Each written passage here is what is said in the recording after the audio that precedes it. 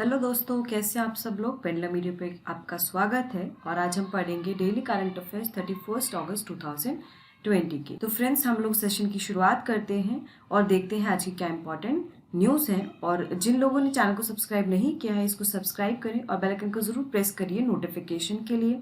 तो let's start. The first news is Chunauti, the next generation startup challenge competition launch by IT ministry. तो IT मंत्रालय द्वारा चुनौती, जो कि नेक्स्ट जनरेशन स्टार्टअप चैलेंज है, ये प्रतियोगिता का शुभारंभ किया गया है। Under this, startups in software products will be further promoted with a special focus on India's tyre 2 cities. इसके तहत भारत के जो टायर 2 शहर हैं उन पर विशेष ध्यान दिया जाएगा और उसके साथ साथ स्टार्टअप्स और सॉफ्टवेयर उत्पादों को और बढ़ावा दिया जाएगा। The objective of this program is to identify about 300 startups working in the identified areas and provide them initial funds and other facilities up to ₹25 lakh. इस कार्यक्रम का उद्देश्य चिन्हित क्षेत्रों में काम कर रहे लगभग 300 स्टार्टअप्स की पहचान करना और उन्हें 25 लाख रुपए तक के शुरुआती फंड व अन्य सुविधाएं प्रदान करना है। The government has earmarked a budget of ₹95.03 crore for this program for a period of 3 year. सरकार ने इस कार्यक्रम के लिए 3 वर्षों की अवधि के लिए 95.03 करोड़ जो है उस इतने रुपए का बजट निर्धारित किया है। Under the challenge, the ministry of electronics and IT will invite startups in the following areas of work: edutech, agritech, fintech solutions for the general public, supply chain, logistics and transportation management, infrastructure and remote monitoring, medical health care, diagnostic, prevention and psychiatric care, jobs and skills, linguistic tools and technologies. तो इस चुनौती प्रतियोगिता के तहत electronics और सूचना प्रौद्योगिकी मंत्रालय द्वारा निम्नलिखित कार्य क्षेत्रों में स्टार्टअप को आमंत्रित किया जाएगा: आम जनता के लिए एड्यूटेक, एग्रीटेक और फिनटेक सॉल्यूशंस, आपूर्ति श्रृंखला, लॉजिस्टिक और परिवहन प्रबंधन, बुनियादी ढांचा और दूरस्थ जो निगरानी है वो, चिकित्सा स्वास्थ्य देखभाल, नैदानिक रोकथाम तथा मनोचिकित्सकीय देखभाल, नौकरियां और कौशल, भाषाई उपकरण और प्रौद्योगिकियां। Along with this, Union Minister for Electronics and IT has also laid the foundation stone of Digital Training and Skilling Center of National Institute of Electronics and Information Technology in Muzaffarpur, Bihar. इसके साथ ही केंद्रीय मंत्री श्री रविशंकर प्रसाद ने मुजफ्फरपुर, बिहार में राष्ट्रीय इलेक्ट्रॉनिक्स और सूचना प्रौद्योगिकी संस्थान के डिजिटल प्रशिक्षण और कौशल केंद्र का भी शिलान्यास किया है। तो अगर आपसे पूछा जाए कि national institute of electronics and information technology कहाँ पर स्थित है, तो वो मुजफ्फरपुर, बिहार में है। आगे चलते हैं। The centre will offer various courses like O level, CCC, BCC, programming and multimedia training. तो इस केंद्र में O level, CCC, BCC, programming और मल्टीमीडिया प्रशिक्षण जैसे विभिन्न पाठ्यक्रम चलाए जाएंगे। मूविंग फॉरवर्ड, क्वेश्चन देख लेते हैं। Recently which competition has been launched by IT ministry. हाल ही में आईटी मंत्रालय द्वारा किस प्रतियोगिता का शुभारंभ किया गया है? समाधान, चुनौती, चैलेंज या फिर कल्पना? जल्दी से कमेंट करके बताइए, बहुत ईजी है ये। The correct answer is option B, that is चुनौती। Moving forward, next is 14th India-Singapore Defence Policy Dialogue concluded through video conferencing। Bharat Singapore 14वीं रक्षा नीति वार्ता वीडियो कॉन्फ्रेंसिंग के माध्यम से जो है वो संपन्न हुई। और ये जो वार्ता है इसमें दोनों ही कंट्रीज ने जो भी आपस में जो भी डिफेंस रिलेटेड टॉक्स हैं वो सब किए। और साथ ही ये जो डिफेंस पॉलिसी डायलॉग है इसको जॉइंटली चेयर किया by doctor Ajay Kumar, who is the secretary of defence of India, and mister Chan Heng, who is permanent defence secretary of Singapore. तो इसकी जो अध्यक्षता है वो संयुक्त रूप से भारत के रक्षा सचिव डॉक्टर अजय कुमार और सिंगापुर के स्थायी रक्षा सचिव श्री चैन हेंग ने की थी। Implementing arrangement on humanitarian assistance and disaster relief HADR was sign between India and Singapore on the occasion. तो इस अवसर पर भारत और सिंगापुर के बीच मानवीय सहायता और आपदा राहत कार्यान्वयन व्यवस्था पर भी हस्ताक्षर किए गए। आगे चलते हैं, सिंगापुर के बारे में कुछ जानते हैं। It is a sovereign island nation in south east Asia. यह दक्षिण पूर्व एशिया में एक संप्रभु द्वीपीय देश है। It's capital is Singapore and the currency is Singapore dollar. तो इसकी जो राजधानी है वो सिंगापुर शहर है और जो मुद्रा है वो सिंगापुर डॉलर है। तो आप यहाँ पर देख सकते हैं सिंगापुर की लोकेशन, ये सिंगापुर है। सिंगापुर के जो करंट प्राइम मिनिस्टर हैं वो है ली हाइन लूंग। ली हाइन लूंग जो है वो करंट प्राइम मिनिस्टर हैं सिंगापुर के। प्रेसिडेंट कौन है? हलीमा यकब, ये प्रेसिडेंट है। और जो नेशनल लैंग्वेज है यहाँ पर सिंगापुर में वो मलय है। और अगर हम बात करें कि यहाँ पर कौन सा रिलीजन सबसे ज़्यादा फॉलो किया जाता है तो वो बुद्धिज़्म फॉलो किया जाता है, ठीक है। और एथनिक ग्रुप्स में यहाँ पे सबसे ज़्यादा चाइनीज़ है। आगे चलते हैं, क्वेश्चन देखते हैं। Recently dash India Singapore defence policy talks concluded through video conferencing. हाल ही में भारत सिंगापुर डैश रक्षा नीति वार्ता वीडियो कॉन्फ्रेंसिंग के माध्यम से संपन्न हुई। 11वीं, 12वीं, 14वीं या फिर 16वीं?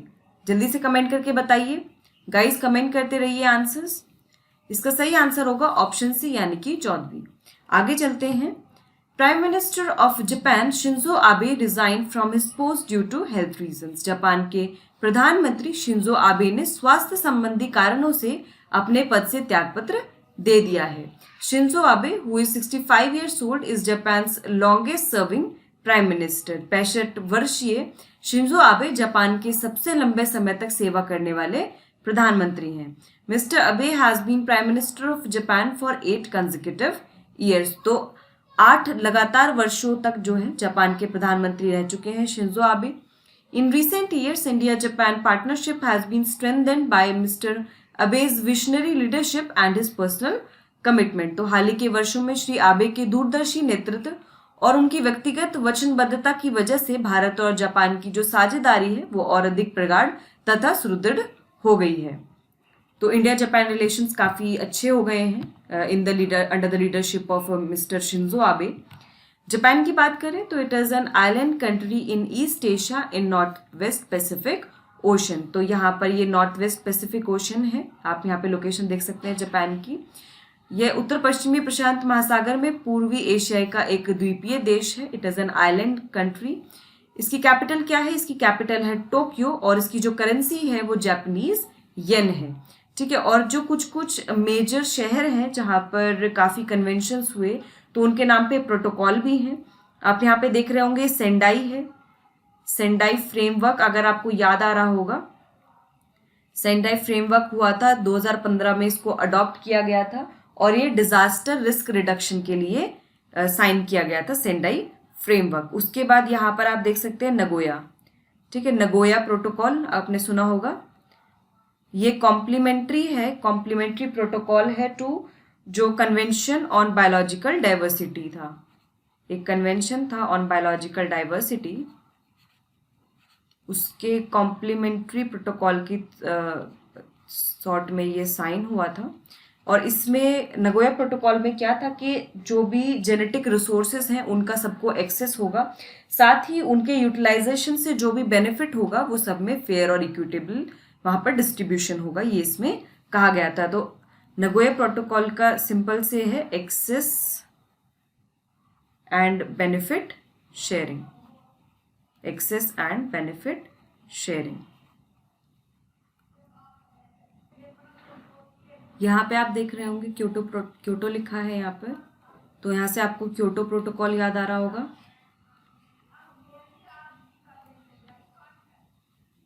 क्योटो प्रोटोकॉल तो ये किससे रिलेटेड है? ये ग्रीन हाउस गैस एमिशंस के रिडक्शन से रिलेटेड है, ठीक है। तो जो ग्रीन हाउस गैसेस के कारण जो उत्सर्जन हो रहा है उस उत्सर्जन को मिनिमाइज करना है ताकि जो ग्लोबल वार्मिंग जैसी जो समस्या है उसको कम से कम किया जा सके। आगे चलते हैं।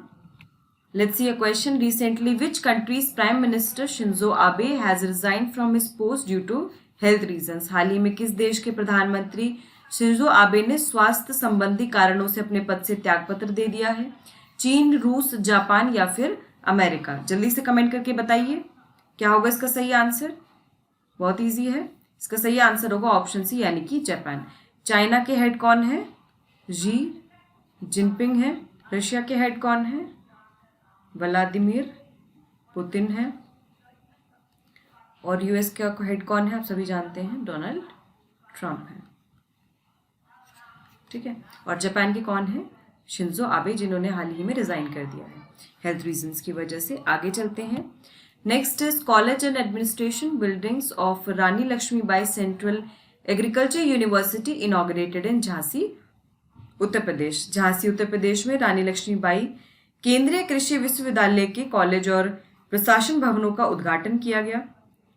This is currently operating from the Indian grassland and fodder research institute Jhansi as the main buildings were getting ready. तो ये वर्तमान में भारतीय घास के मैदान और चारा अनुसंधान संस्था जो झांसी में है वहां से संचालित हो रहा था, क्योंकि जो मुख्य इमारतें हैं वो तैयार हो रही थी। RLB central agriculture university is a premier institution in the Bundelkhand region. RLB केंद्रीय कृषि विश्वविद्यालय झांसी में स्थित है और बुंदेलखंड क्षेत्र का एक प्रमुख संस्थान है। The university started it's first academic session in 2014-15। तो जो पहला शैक्षणिक सत्र है वो 2014-15 में स्टार्ट हुआ था। Undergraduate and postgraduate courses in agriculture, horticulture and forestry are conducted in this university. तो इस विश्वविद्यालय में कृषि, बागवानी और वानिकी में स्नातक और स्नातकोत्तर पाठ्यक्रम कराए जाते हैं।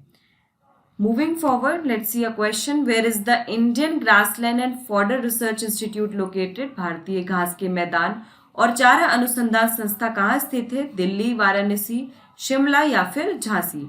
तो इंस्टीट्यूट्स जो होते हैं, रिसर्च इंस्टीट्यूट्स, वो कहाँ पर लोकेटेड है, इससे जुड़े प्रश्न पूछ लिए जाते हैं।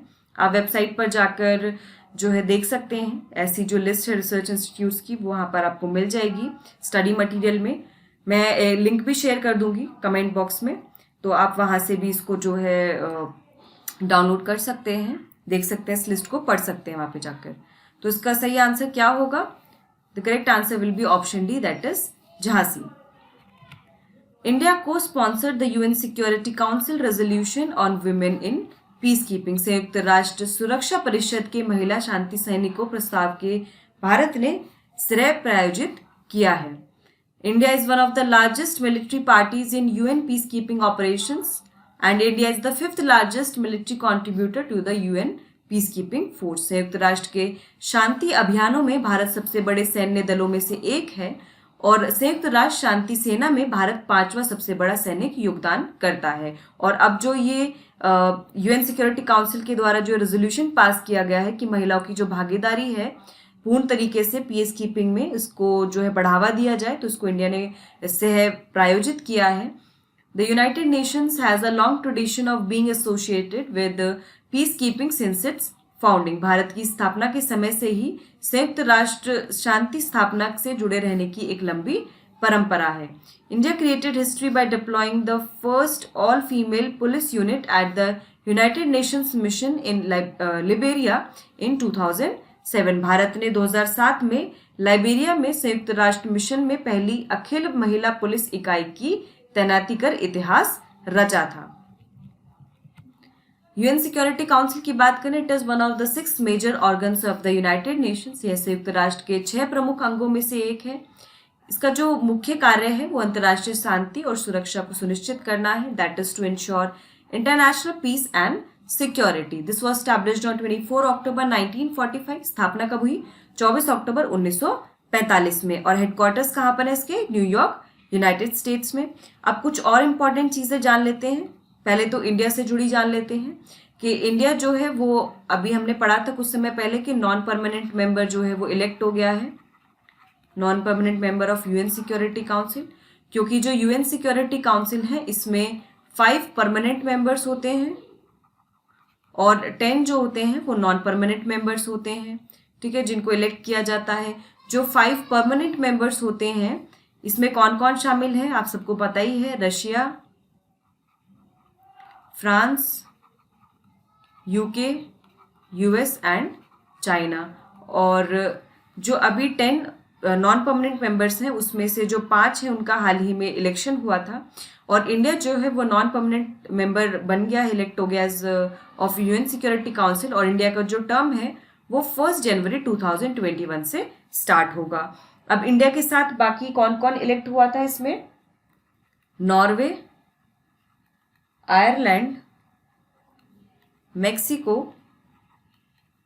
और केन्या, ठीक है, ये जो कंट्रीज हैं 5, ये इनका इलेक्शन हुआ था। ठीक है, these have been elected as the non permanent of UN security council, और ये जो है इनका टर्म जो है वो 2 years का है। ठीक है, तो हर 2 साल में जो है ये जो 5 परमानेंट मेंबर्स होते हैं उनका हर साल इलेक्शन होता है, उनका टर्म 2 साल का होता है लेकिन ओवरऑल। ठीक है, अब यहाँ पर एक चीज़ और है कि इंडिया जो है it will assume presidency of UN security council in August 2021।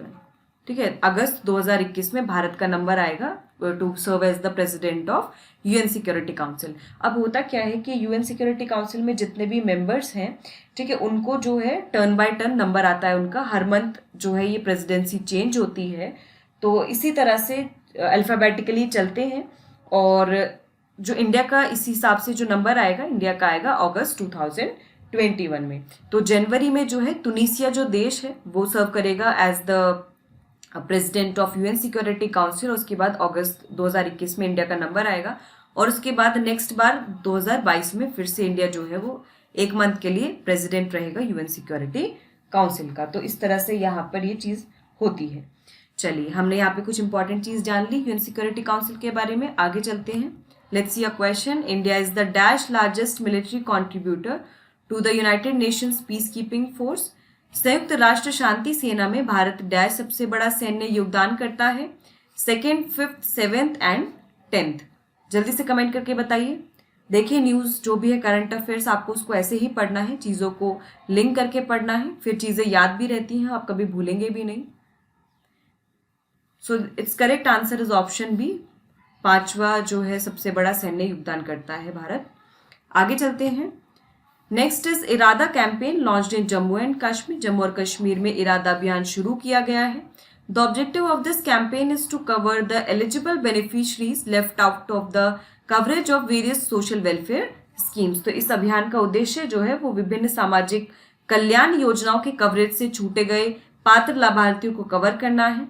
Identification of left out people specially under schemes for old age pension, widow and disable people so that financial assistance can be provided to them under various schemes. ऐसे पात्र लाभार्थियों की पहचान करना जो विशेषकर जो वृद्धावस्था पेंशन, विधवा और विकलांग योजना के छूट गए हैं, और ताकि उन तक विभिन्न योजनाओं के तहत वित्तीय सहायता लाभ को पहुंचाया जा सके, सुनिश्चित किया जा सके। और इसी के लिए जो इरादा अभियान है ये शुरू किया गया है जम्मू कश्मीर में। और जम्मू कश्मीर में जो हाल ही में जो एक घटना हुई थी वो ये थी कि जो लेफ्टिनेंट गवर्नर थे, जो पहले लेफ्टिनेंट गवर्नर थे जीसी मुर्मू, ठीक है, उन्होंने रिजाइन कर दिया और उनको सीएजी अपॉइंट कर दिया गया है।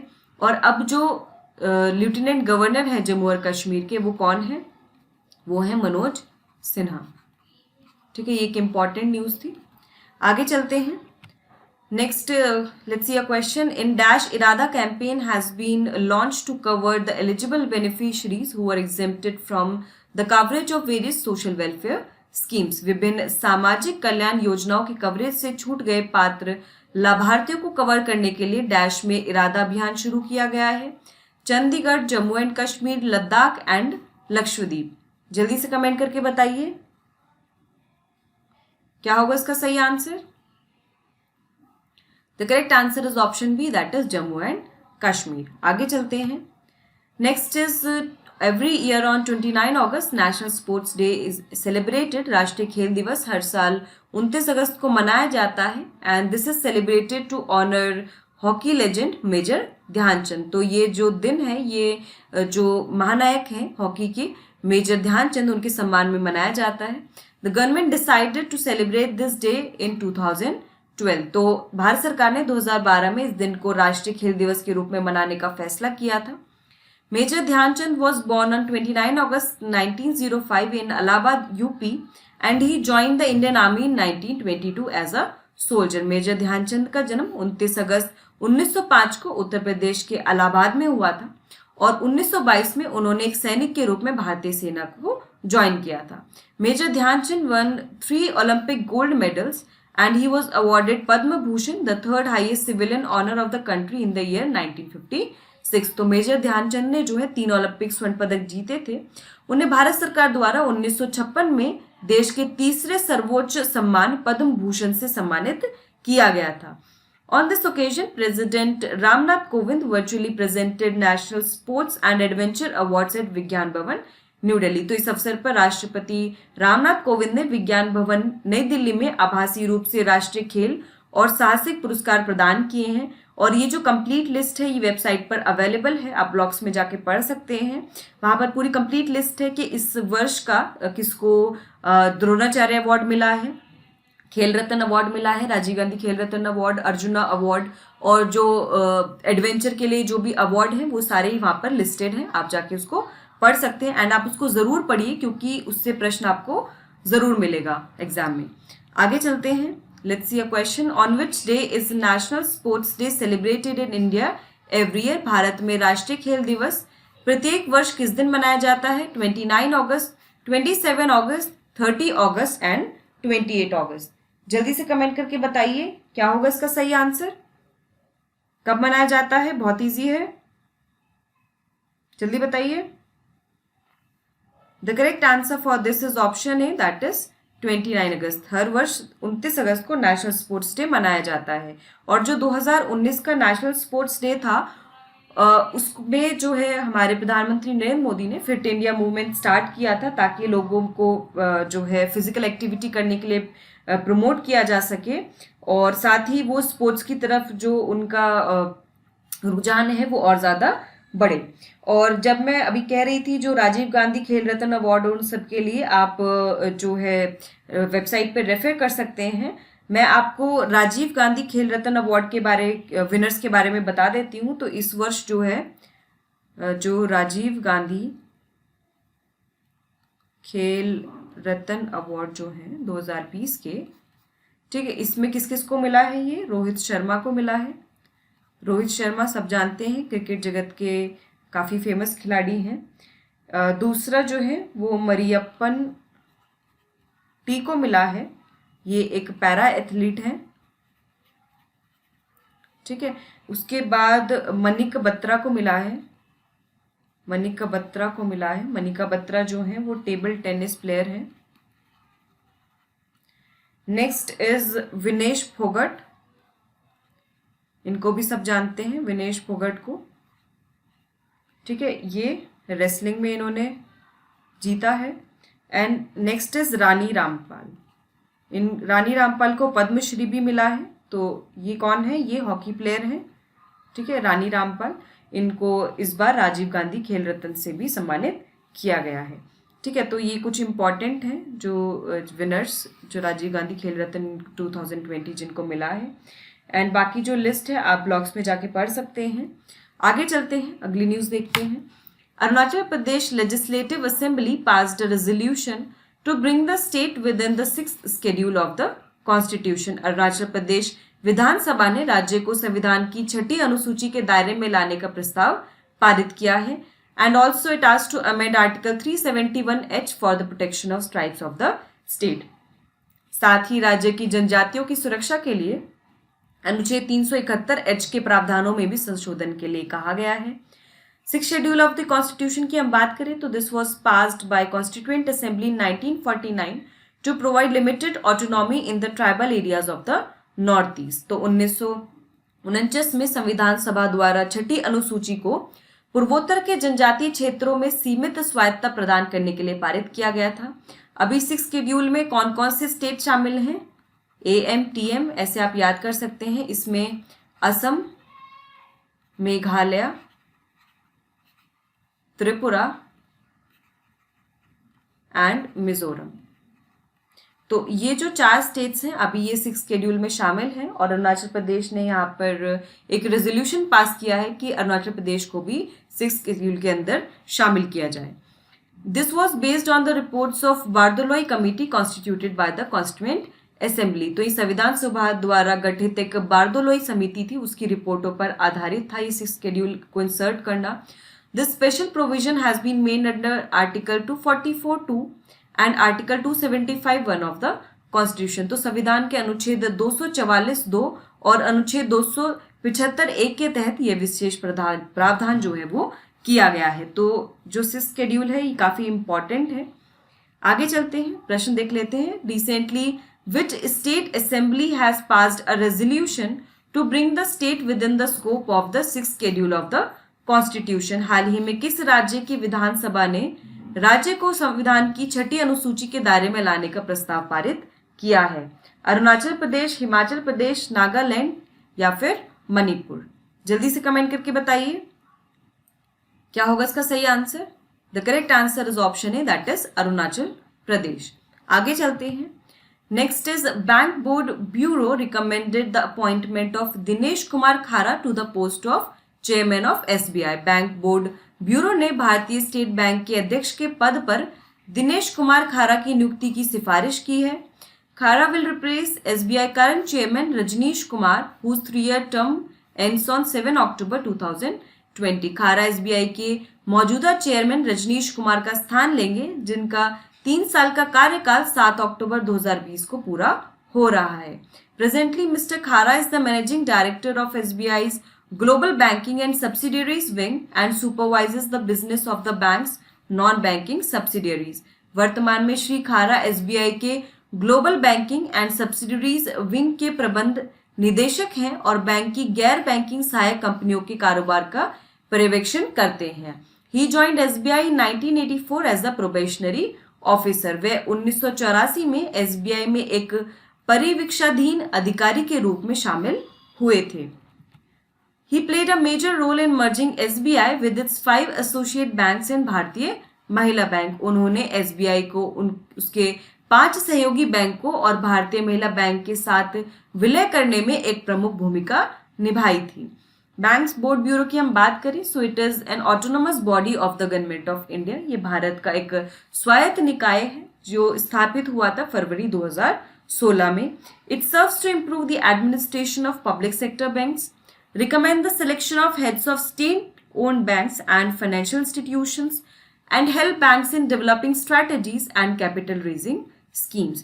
यह सार्वजनिक क्षेत्र के बैंकों के प्रशासन में सुधार करने, सरकारी स्वामित्व वाले बैंकों और वित्तीय संस्थानों के प्रमुख के चयन की सिफारिश करने और विकासशील रणनीतियों और पूंजी जुटाने की योजनाओं में बैंकों की मदद करने का काम यह करता है। तो यहाँ पे 3 मेजर इसके फंक्शन है।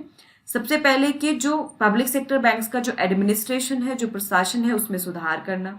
दूसरा, जो भी head of state owned banks हैं या फिर जो फाइनेंशियल इंस्टीट्यूशंस हैं, उनके सिलेक्शन को रिकमेंड करना, ठीक है, यानी कि उनके संस्थानों के प्रमुख के चयन की सिफारिश करना।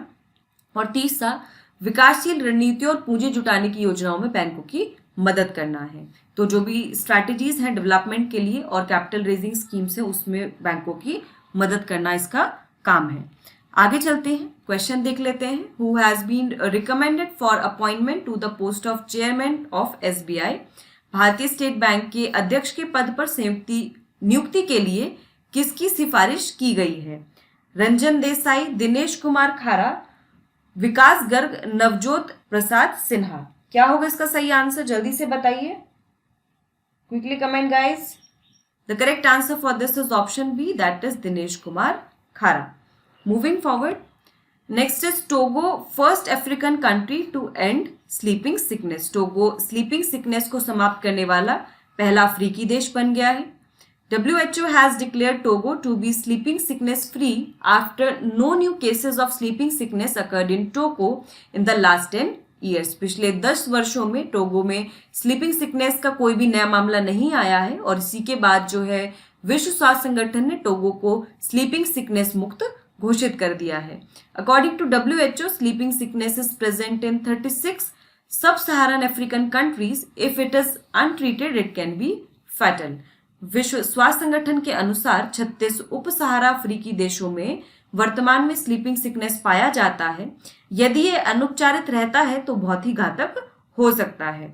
What is sleeping sickness? It is a disease which is caused by infection with the parasite Trypanosoma brucei. तो परिजीवी ट्रेपोनोसोमा ब्रूसी के संक्रमण के कारण होने वाली एक बीमारी है।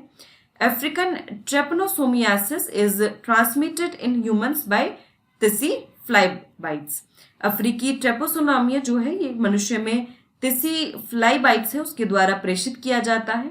Tsetse flies are found only in rural Africa. Tsetse मक्खियां जो है केवल ग्रामीण अफ्रीका में पाई जाती हैं। इससे जुड़ा प्रश्न देख लेते हैं। Which is the first African country to end sleeping sickness recently? हाल ही में स्लीपिंग सिकनेस को समाप्त करने वाला पहला अफ्रीकी देश कौन सा है? Nigeria, Togo, Ghana and Congo. जल्दी से कमेंट करके बताइए क्या होगा इसका सही answer. Nigeria, Togo, Ghana and Congo. The correct answer is option B, that is Togo. अभी हाल ही में अफ्रीका को wild polio virus free declare कर दिया गया है, ठीक है। और इसमें जो लास्ट कंट्री थी जिसने इरेडिकेट किया है पोलियो वायरस को वो थी नाइजीरिया, ठीक है। तो अब पूरी तरह से जो है अफ्रीका जो है वो पोलियो वायरस मुक्त हो गया है, ठीक है। और जो पोलियो है इसके बारे में ये जो न्यूज़ है हमने डिस्कस भी की थी। जो पोलियो है वायरस के कारण होता है, ठीक है। और आगे चलते हैं हम लोग, अगली न्यूज़ देखते हैं। Marieke Lucas Rijneveld the youngest writer to win the international Booker prize. Marieke Lucas Rijneveld international Booker prize जीतने वाले सबसे कम उम्र के लेखक हैं। He is 29-year-old Dutch writer, तो ये 29 वर्षीय डच लेखक हैं। He has been announced as the winner of the International Booker Prize for his book The Discomfort of Evening. उन्हें The Discomfort of Evening के लिए इंटरनेशनल बुकर प्राइज के विजेता के रूप में घोषित किया गया है। बुकर प्राइज की बात करें तो it is an award which is presented every year for the best original novel written in English language and literary to be published in United Kingdom. यह हर साल अंग्रेजी भाषा में लिखे गए सर्वश्रेष्ठ मूल उपन्यास और यूनाइटेड किंगडम में प्रकाशित होने वाले साहित्य के लिए प्रदान किए जाने वाला पुरस्कार है। The award was first presented in 1969। ये पहली बार 1969 में प्रदान किया गया था। तो अवार्ड्स एंड प्राइजेस से क्वेश्चन पूछ लेते हैं, तो और बुक से भी क्वेश्चंस जो हैं बुक्स एंड ऑथर से वो भी पूछ लेते हैं। तो हो सकता है आपको बुक दे दें और आपसे ऑथर का नाम पूछ लें, या फिर आपको ये पूछा जा सकता है कि कौन ऐसा यंगेस्ट राइटर बना है जिसने इंटरनेशनल बुकर प्राइज जीता है। ये उनकी लिखी गई किताब है the discomfort of evening. Question देख लेते हैं। Recently who became the youngest writer to win the 2020 international Booker award? हाल ही में कौन 2020 इंटरनेशनल बुकर पुरस्कार जीतने वाला सबसे कम उम्र के लेखक बन गए हैं? Marieke Lucas Rijneveld, Clarice Lispector, Gabriel Garcia, Isabel Allende. क्या होगा इसका करेक्ट आंसर? जल्दी कमेंट करके बताइए। The correct answer is option A, that is Marieke Lucas Rijneveld. Moving forward, next is India's first international women's trade centre will be established in Kerala. Kerala में भारत का पहला अंतर्राष्ट्रीय महिला व्यापार केंद्र जो है जल्द स्थापित होने वाला है। This will be established in Angamaly, Kerala, in line with UN sustainable development goals. ये संयुक्त राष्ट्र सतत विकास लक्ष्यों के अनुरूप अंगमाली, केरल में स्थापित होगा। The initiative aims to accelerate women's entrepreneurship and secure gender equality. इस पहल का जो उद्देश्य है महिलाओं के उद्यमशीलता में तेजी लाना और लिंग समानता को सुरक्षित करना है। Also providing women a safe place away from home so that they can start new business and women are empowered with the necessary skills to ensure success in life. साथ ही महिलाओं को घर से दूर एक सुरक्षित स्थान प्रदान करना है ताकि वे नए व्यवसाय शुरू कर सकें और महिलाओं को जीवन में सफलता सुनिश्चित करने के लिए आवश्यक कौशल के साथ सशक्त बनाया जा सके। ये इसका एम है। तो ये कहाँ पर स्टैब्लिश हो रहा है? First international women trade centre Kerala में। प्रश्न देख लेते हैं। In which state will India establish its first international women's trade centre? भारत का पहला अंतर्राष्ट्रीय महिला व्यापार केंद्र किस राज्य में स्थापित किया जाएगा? केरला, गुजरात, तमिलनाडु एंड कर्नाटका। जल्दी से बताइए क्या होगा इसका सही answer? The correct answer is option A, that is Kerala. और गुजरात में क्या है? गिफ्ट सिटी जो है वहां पर क्या है? IFSC, international financial services centre यहाँ पर लोकेटेड है। सो फ्रेंड्स, हमने यहाँ पर जो भी इम्पॉर्टेंट क्वेश्चन है और जो न्यूज़ है वो सभी पढ़ ली हैं। मैं उम्मीद कर रही हूँ आप रोजाना डेली करंट अफेयर्स फॉलो कर रहे होंगे और यूं ही हमारे साथ जुड़े रहिए। वीडियो को लाइक करिए, शेयर करिए, चैनल को सब्सक्राइब करिए। कोई भी डाउट है कमेंट बॉक्स में मेंशन करिए और यूं ही हमारे साथ जुड़े रहिए। All the best. Thank you so much.